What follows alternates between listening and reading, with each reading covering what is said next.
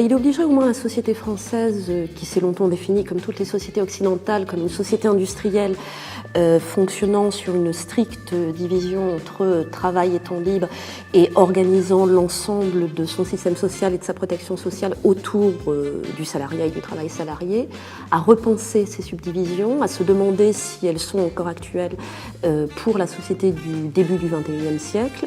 Donc ça, c'est la première chose, c'est-à-dire une obligation en quelque sorte de repenser à la fois les temps sociaux et la manière dont est organisée la société. Cela permettrait de nourrir une certaine dynamique de la société civile, des acteurs qui pourraient bénéficier de ce revenu de base et sans doute, là aussi, contribuer à des interrogations qui ne seraient pas uniquement des interrogations venant du sommet de l'État, mais également des interrogations au cœur de la société et des acteurs sociaux. Alors, l'historienne aurait tendance à vous dire que cette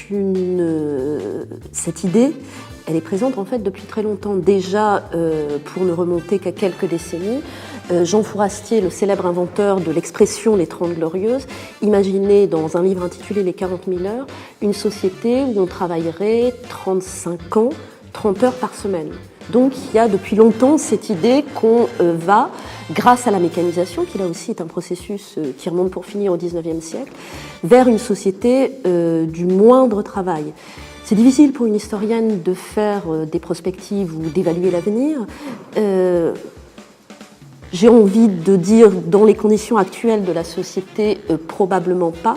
En revanche, une société du travail différent, une société des rythmes de travail différents, oui, sans doute, sans qu'on sache exactement, et c'est peut-être aussi l'interrogation qui nous porte aujourd'hui, si ce moins travail ou cet autre travail signifierait davantage d'inclusion, davantage d'émancipation, davantage d'égalité, ou au contraire, ce sont des craintes qui existent aussi, davantage d'inégalité, une dualisation de la société plus approfondie.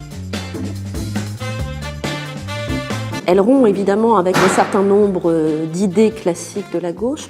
C'est en même temps une mesure ancrée dans l'héritage de la gauche, au moins un triple point de vue, du point de vue des principes, l'inconditionnalité, la généralité, ce sont des éléments qui ont longtemps animé les réformes de gauche. Quand on généralise, par exemple, quand le Front populaire édicte la loi des congés payés, il y a déjà des congés payés, mais le Front populaire estime qu'il faut les généraliser, les rendre inconditionnels, donc en faire un droit inconditionnel. Donc ça, je pense que c'est un élément d'une politique de gauche.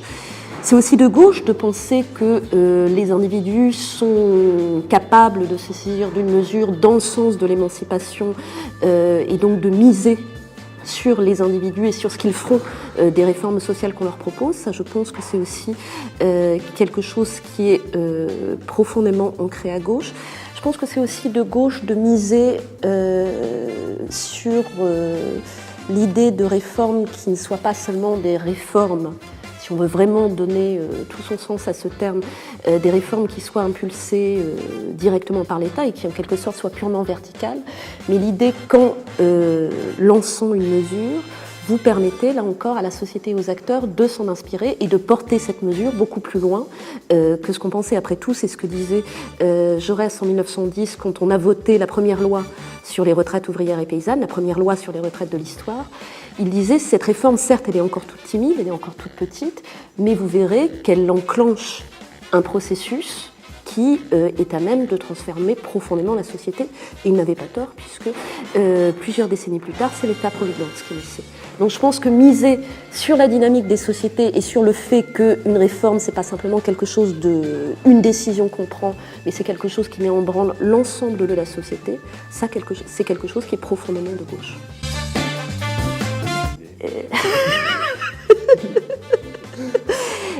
Comme ça, c'est bien de voir se réveiller la jeunesse intellectuelle de gauche. Là aussi, moi qui travaille sur la fin du XIXe siècle, je pense que c'est retrouver une dynamique qui est profondément inscrite dans un moment où le mouvement socialiste était encore naissant. Donc je trouve que c'est une très bonne nouvelle de retrouver ce que la fin du XIXe siècle avait de plus positif, de plus dynamique et de plus fécond pour l'avenir.